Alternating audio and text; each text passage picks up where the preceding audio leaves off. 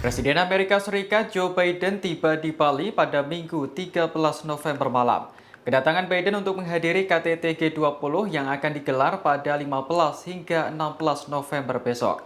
Presiden Amerika Serikat itu mendapat fasilitas VVIP mulai dari pengamanan ketat hingga parkir pesawat khusus. Pesawat yang ditumpangi Biden mendarat di Bandara Internasional I Gusti Ngurah Rai sekitar pukul 21:45 waktu Indonesia Tengah.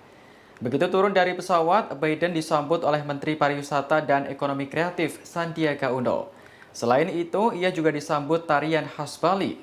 Orang nomor satu di Amerika Serikat itu kemudian memasuki kendaraan limosin lapis baja yang disebut Super The Beast.